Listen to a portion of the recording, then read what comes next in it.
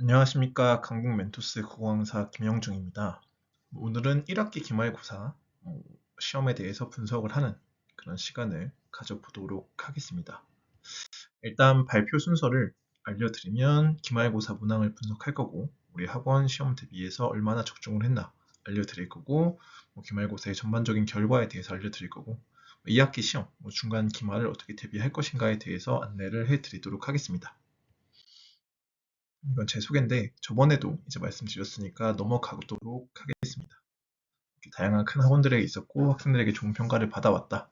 이렇게 생각을 해주시면 되고 일단 1학기 기말고사 문항 분석을 좀 해드리면 제재별로 안내를 먼저 드리겠습니다. 문법에서 20문항 그리고 비문항에서 총 10문항 출제가 됐고 문법 파트에서는 의문 변동에서 13문항 문법 요소 그러니까 비동사동 높임 시제 이런 부분에서 7문항이 출제됐습니다.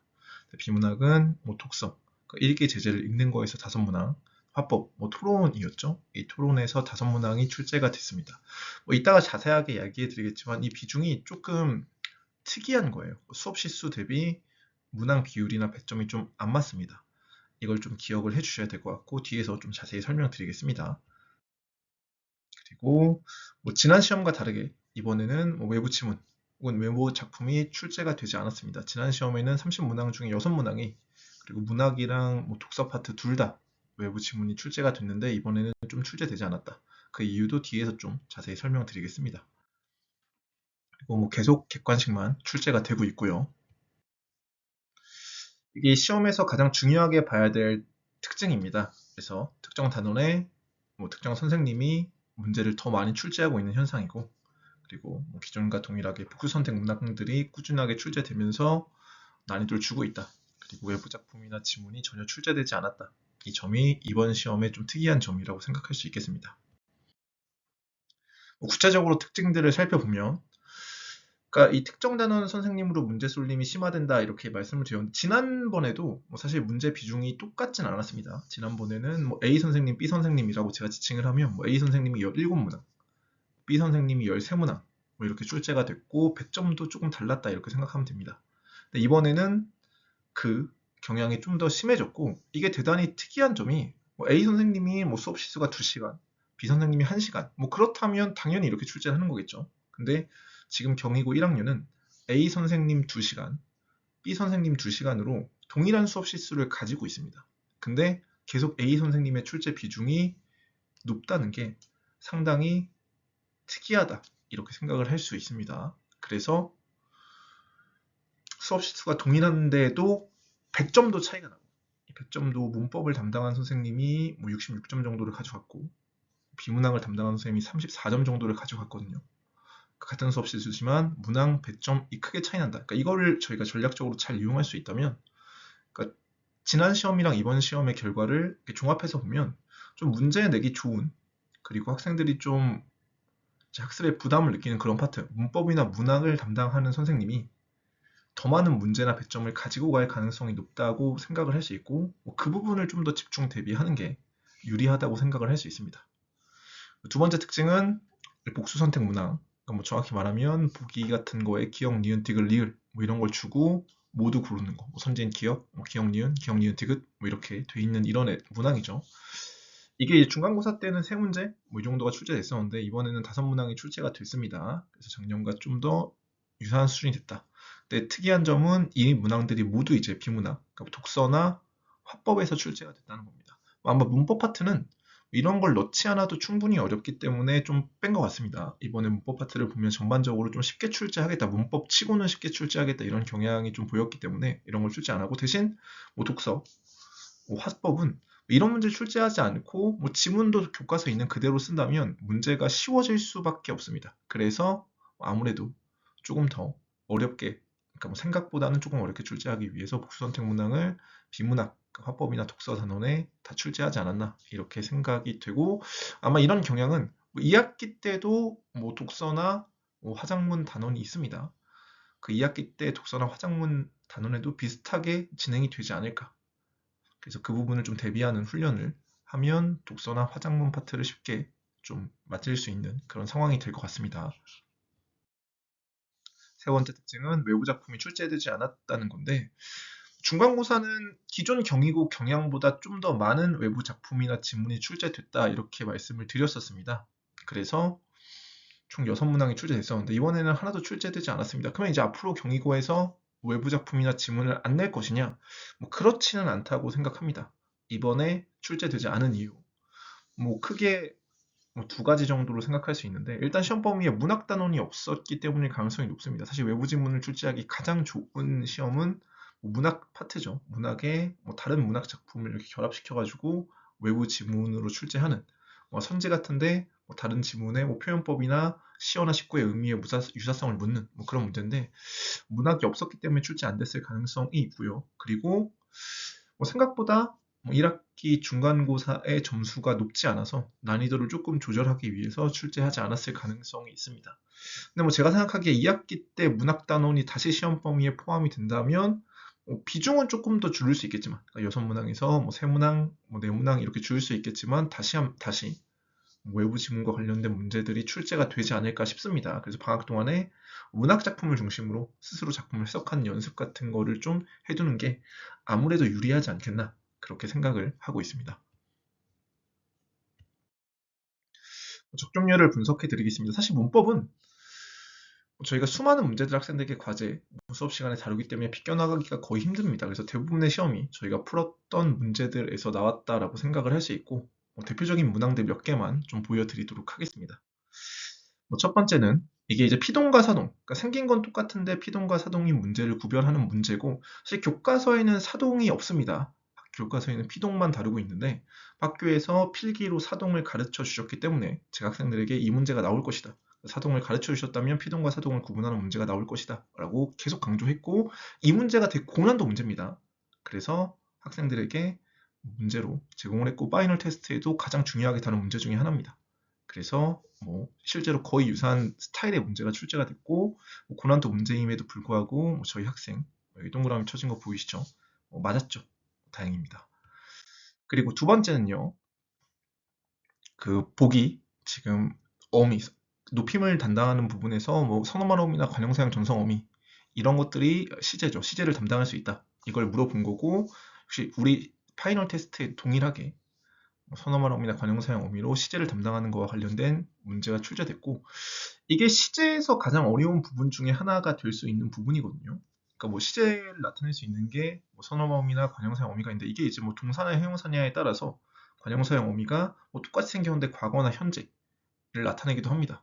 그러니까 똑같이 생겼는데 과거를 나타내는 경우도 있고 현재를 나타내는 경우도 있고 그러니까 이런 게 좀 헷갈릴 수 있잖아요. 그래서 이런 문제를 출제할 가능성이 높았고 저희 파이널 테스트에도 똑같이 실어놨고 역시 출제됐다. 그리고 학생도 잘 맞았습니다.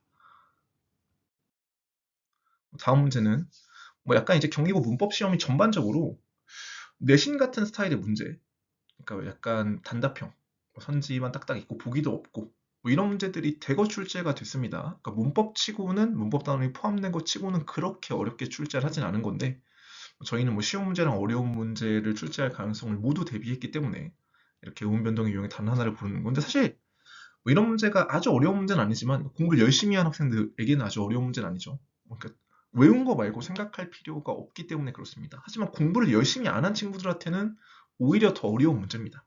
그러니까 안 해오면은 못 풀기 때문에 그렇죠.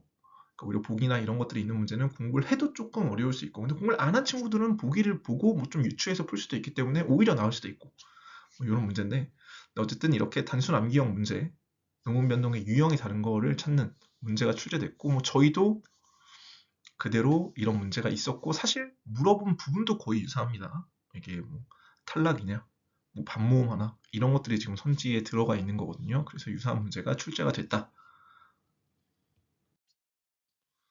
다음입니다. 이번에는 의문과 관련된 문제죠. 그래서 의문의 개념을 보기를 통해서 물어본 거고 이렇게 의문이 이 채소 대립상들을 주고 그러니까 지금 학교 보기에 있는 게 사실 채소 대립상이라는 애거든요. 그래서 이 채소 대립상을 통해 의문이 뜻을 구별하는 채소 단위다. 이거를 이제 이해할 수 있느냐를 물어본 거고 그래서 그 3번에 뜻을 구별해주는 최소 단위 경기고 시험지 3번에 이게 답이죠.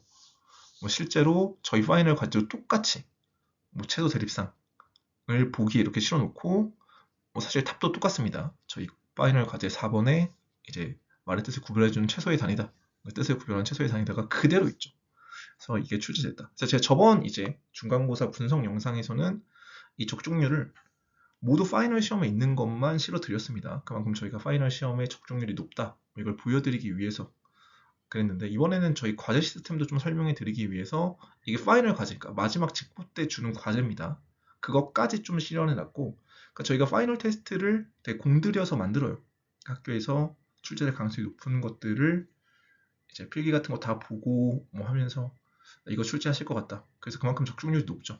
근데 뭐 사실 테스트라는 시험의 특성상 학생들이 이미 풀었던 문제를 또 내기는 좀 어렵잖아요. 근데 기존의 과제에 나갔던 문제 중에 정말 좋은 문제, 그리고 출제가 될 가능성이 높은 문제가 있는데, 뭐 그거를 또 안 풀려 보면은 그 학생들은 또 과제하고 까먹는 경우가 많으니까 좀 아쉽죠. 그래서 그런 문제들을 제가 모아가지고 파이널 과제, 그러니까 보통 한 50문제 정도밖에 안 돼요. 얘를 다시 모아가지고 오답률이 높았던 문제, 오답률이 높지 않았어도 이번 출제 경향이랑 잘 맞을 것 같은 문제들을 다시 이렇게 추려가지고 마지막 날에 과제로 줍니다. 근데 거기서도 역시 이제 이런 기본 문제들은 사실 초반에 푸는 거라서 상대적으로 좀 쉬우니까, 그래서 이미 과제로 나갔었고, 근데 왠지 나올 확률이 높을 것 같아서 파이널 과제에 저희가 다시 넣습니다. 그리고 역시 출제가 됐다, 이렇게 생각하시면 되고, 그래서 그만큼 출제 경향을 잘 예측하고 있다, 이렇게 생각을 해주시면 될 것 같습니다. 역시 파이널 과제입니다. 그래서 의문 변동의 유형 4가지를 준 거죠. 교체, 탈락, 추격, 첨가. 그래서 뭐 거기에 해당하는 거 고르는 문제, 역시 파이널 과제에 거의 그대로 있었다. 자, 이렇게 적중률 좀 알아봤고요. 그래서 뭐 아직 이제 그 등급 컷을 학생들이 정확하게 모르더라고요. 근데 뭐 아무래도 단원인 만큼 1학기 중간보다는 약간 낮아질 것 같습니다. 그래서 예상 등급 컷이 한 90점 정도, 그러니까 상위 한 23% 정도가 되는 거죠. 이게 한 이 정도가 될 수 있지 않을까, 뭐 이렇게 생각을 하고 있고, 내가 확정 등급 컷이 아니기 때문에 나중에 보시면 지금 저희가 1학기 중간이랑 기말을 합친 형태의 진짜 등급 컷은 학생들에게 들어서 알고 있는데 1학기 기말만 가지고의 등급 컷을 따로 알려주시지 않은 것 같더라고요. 다음에 뭐 내신 실적은 지난번에도 말씀드렸다시피 뭐 1학년은 지금 저희가 뭐 적은 인원부터 성장하고 있는 단계이기 때문에 높은 점수를 받은 학생들이 뭐 아주 아직 많지는 않지만, 뭐 다른 학년들에는 뭐 1등급이 다소 배출이 되고 있다, 전교 1등도 많이 배출했다, 뭐 이런 부분을 좀 말씀드리고 싶습니다. 1학년도 점점 늘어나는 추세입니다. 지금 뭐 지난번에도 말씀드렸는데 저희가 뭐 다른 학원이랑 어떤 차별점이 있는가, 그래서 이렇게 시험을 많이 출제한 강사가 직접 학생들에게 출제 경향성이 높은 문제 선별 그리고 제작해서 뭐 주고 있다는 점입니다. 두 번째는 뭐 최상위권들이 근무한 학원들, 뭐 지정 대형 학원들, 뭐 인강까지 찍은 경력이 풍부한 강사가 직접 학생들에게 강의를 하고 있다는 점이고요. 세 번째는 이건 저희가 새롭게 추가한 내용인데, 경리고를 제가 22년도부터 그것도 뭐 9월부터 담당하기 시작해서 그때 신규 학원이니까 사실 저희가 모집을 한 5월, 6월 이때부터 한 걸로 알고 있는데 학생이 안 들어와가지고 모집이 안 되다가 뭐 9월, 그러니까 1학기 2학기 중간 대비부터 한 명으로 시작을 했습니다. 아직도 이 학생 이름이 기억이 나는데, 현재 이제 25년이죠. 뭐 고2는 뭐 27명이 됐고요. 그러니까 뭐 27배가 늘었죠. 그리고 뭐 지금 이제 고1 인원도 3월 시작한 고1도 이제 여름방학 과정을 기준으로 뭐 2배 정도가 성장을 했습니다. 퇴원생이 한 명도 없다는 것도 이제 자랑할 수 있는 부분이고, 그만큼 뭐 경인고 학생들이 인정하고 이제 많이 찾아주는 학원이 됐다.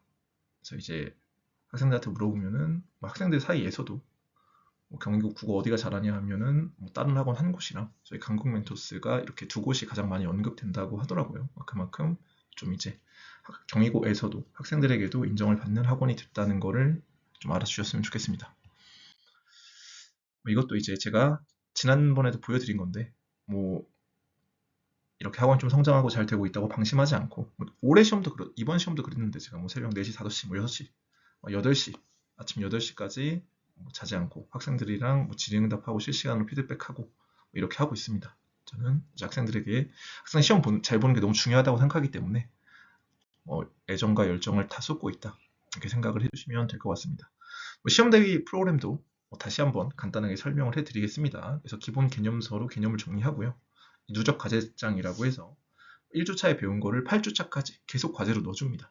그래서 저희가 방대한 자료를 갖고 있고 많은 문제를 보유하고 있기 때문에 이 개정 교과서임에도 불구하고 충분한 문제를 확보하고 있어서 이런 것들이 가능하다. 제가 이제 다양한 인맥을 통해서 문제를 차차 제작하기도 하고 뭐 여러 유명 학원들의 문제를 받아오기도 하고 그러면서 이걸 하고 있습니다. 그리고 맨 마지막에 이제 주간 테스트나 파이널 예상 문제, 그래서 퀄리티 높은 문제들을 잘 선별해서 예상 문제를 주고 있고 적중률이 아주 높다. 그리고 아까 말씀드렸던 그 기존 과제에서 오답률이 높거나 학교 출제 경향에 맞는 문제들을 마지막에 다시 편집해서 줘서 거기서도 이제 적중률이 아주 높다. 이렇게 생각을 해주시면 좋을 것 같습니다. 2학기 시험 범위와 관련된 얘기를 해드리겠습니다. 이게 새 교과서이기 때문에 그래서 경희고에서도 이 교과서를 가지고는 뭐 1학년 2학기 기말 중간을 출제한 적이 없어서 뭐 정확하진 않지만 뭐 2학년 국어 2 교과서죠. 목차는 이미 다 나온 상태거든요. 교과서도 어느 정도 나온 상태죠. 그래서 거기서 보통 이제 일반적인 경향을 생각해 보면 뭐 고전 문학, 고전 시가 파트가 뭐 국어 2 교과서에 많이 있습니다. 그리고 중세문법이 있죠. 이 두 개가 학생들의 가장 어렵게 하는 시험 범위가 될 가능성이 높습니다. 근데 이 단원들은 원래 어렵습니다. 고전문학과 중세문법은 일단 뭐 읽는 것 자체가 안 되고 뭐 중세문법 생소하기 때문에 가장 어려워하는 파트고 그래서 뭐 고전 시가도 뭐 어휘 단어부터 좀 외워야 되고 해석부터 좀 외워야 되고 뭐 중세문법도 뭐 처음 보는 중세문법의 개념들을 막 외워야 되고 하기 때문에 많은 공부량이 필요합니다. 그래서 시험 기간 닥쳐가지고 공부를 하려고 하면 상당히 어려울 수 있다. 그래서 여름방학 기간에 뭐 고전시가 뭐 어휘도 좀 외우고 스스로 고전시가 읽는 법도 좀 공부하고 대표 작품들도 좀 공부하고 그리고 문법도 뭐 사실 고전 문법을 잘 하려면 현대 문법의 개념이 반드시 필요하거든요. 그래서 중세 문법을 잘 하려면 그래서 중세 문법 들어가기 전에 현대 문법 다시 한번 정리하고 그리고 고전 문법의 가장 기초적인 개념들은 좀 공부를 하고 들어가는 게 아무래도 시험을 볼 때 유리하다 이렇게 생각을 할 수 있습니다. 그래서 미리미리 공부를 좀 해두시는 게 좋겠다. 이상으로 이제 1학기 기말고사 분석 영상을 마치도록 하겠습니다. 들어주셔서 감사합니다.